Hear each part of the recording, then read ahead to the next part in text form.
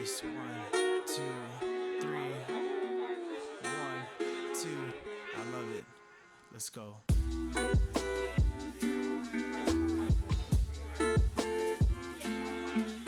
Hey everyone, it's Isha. Welcome back to my channel. If you're new here, my name is Isha and welcome to my channel. So for today's video, I will be doing a soft glam look and I thought, why don't I try this out? Kasi this is a look na hindi ko pa talaga nagawa and I think this is perfect for upcoming Christmas. So if you're looking for a makeup look na gagawin mo for Christmas or for Noche Buena, then I think this is something you should try out. So before we start, ano nga ba ang soft glam? So this is gonna be short lang para mabigyan ko kayo ng idea kung ano ba ang soft glam kasi iba-iba talaga ang results na lumalabas.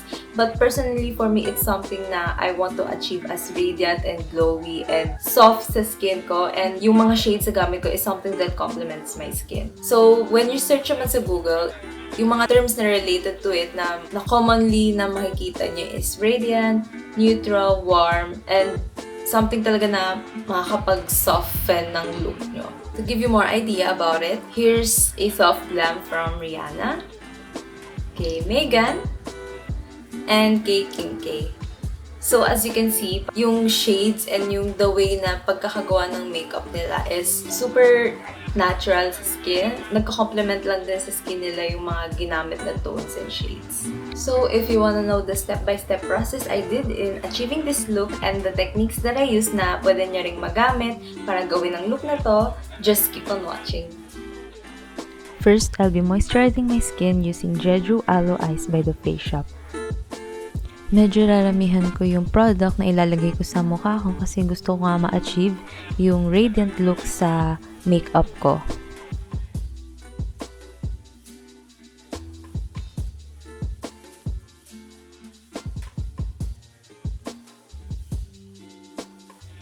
Next is primer, and I'm using High Adherence Silicone Primer by The Ordinary.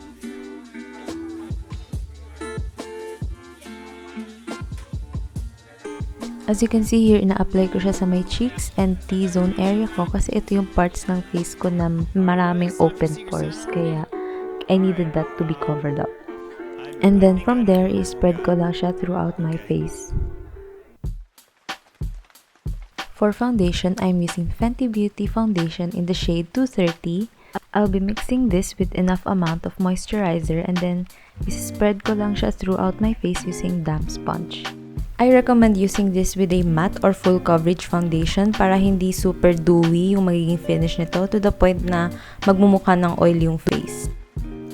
So, makikita nyo dito na yung finish niya is hindi super full coverage and matte kasi gusto natin yung look ay may glow pa rin. For the brows, I'm using Tattoo Brow Ink Pen in Gray Brown by Maybelline. Ito yung brow product na gamit ko if gusto ko yung finish ng brows ko ay stroke-like finish lang or soft lang. So what I'm trying to do here is just fill in my brows without making it too harsh kasi gusto nga natin na yung buong makeup look natin ay soft lang.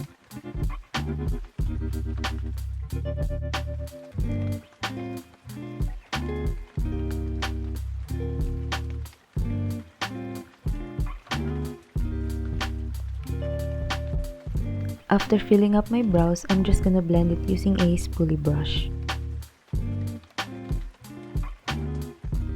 For concealer, I'm using Photo Focus Concealer by Wet n Wild and I'm in the shade Light Medium Beige.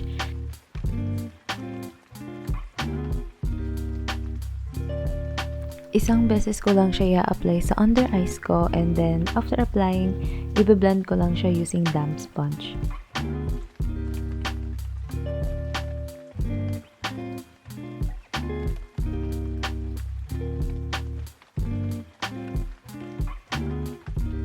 Maglalagay din ako ng konti sa lids ko as my eyeshadow primer and then i-blend ko lang din siya. For powder, I'll be using Ultra Contour Palette by Makeup Revolution.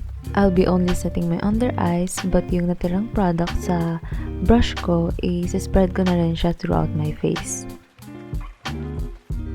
For my eyeshadow, I'm using Brown Sugar Palette by Colourpop and I'll be using the shade Jamocha.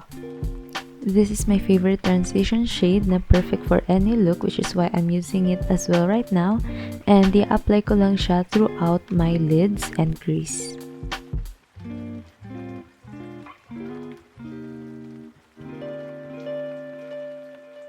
For my outer lid, I'm using the shade Henna, and I'm using a flat brush in blending it. As you can see, nag-start ako sa outer lid and then unti-unti ko lang siyang i-blend pataas, papunta sa crease ko. From there, tuloy-tuloy nyo lang yung pag-blend.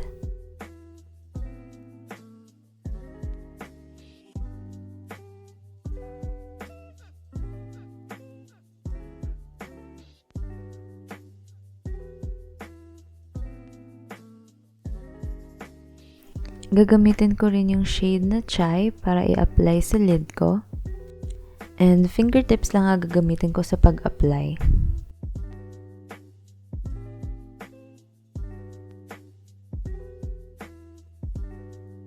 After ko na-apply, i-blend ko lang lahat using a blending brush. And then, lalagyan ko lang ng concealer to make the eyeshadow look more snatched.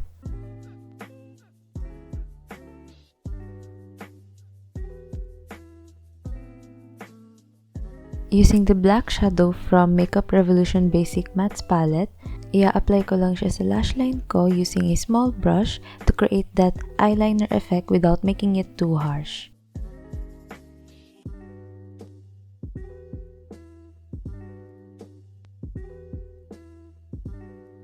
And then, I'm just gonna heat up my eyelash curler para mabilis yung pag-curl ng lashes ko. But please make sure na to cool it down before using it.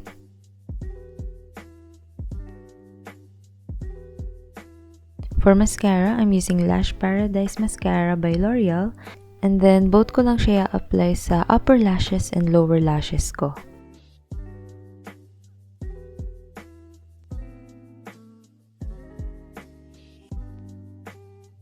For bronzer, I'm using Sunstalker Bronzer by Fenty Beauty in the shade Island Ting. I-apply ko lang siya not directly on the hollow of my cheeks pero kind of above it, which is why yung pag-apply ko is in upward motion para hindi maging droopy yung look ng face ko. And then, I'm gonna apply some of the bronzer on my temples and forehead as well. For blush, I'm using Colorette Color Tint in Ocean. Mag-a-apply lang ako ng dots sa cheeks ko and then i-blend ko lang siya using fluffy brush.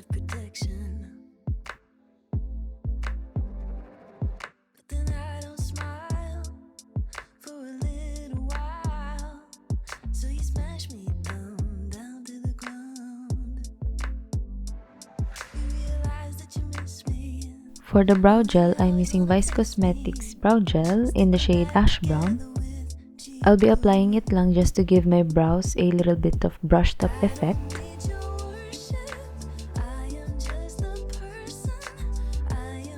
For highlighter, I'm using BYS Highlighting Trio and pinaghahalo ko tong dalawang shade na to.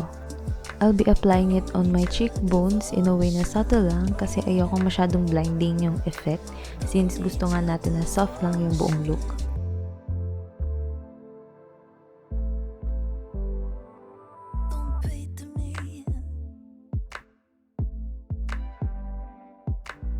I'm gonna be lining my lips with lip liner in the shade Willow.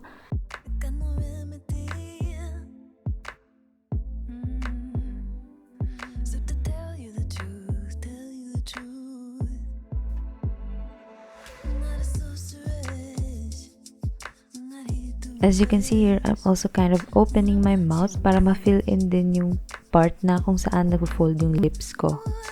For the rest of my lips, I'll be using Colorette Color Tint in Jordan and i-fill in ko lang yung lips ko using this.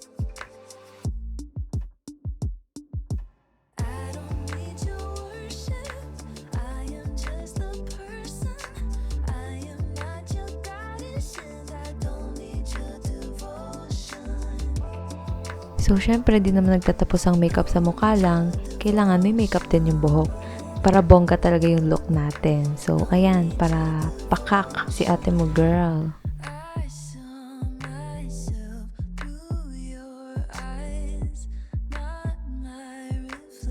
So this is the final look, and honestly, sobrang nagustuhan ko yung outcome. I hope you guys enjoyed this video, and don't forget to like, subscribe, and comment down below your thoughts on this tutorial, and feel free then to suggest if you'd like to see more tutorials or hauls or other content. Thank you so much for watching, and see you on my next one. Okay ba, Mezamu?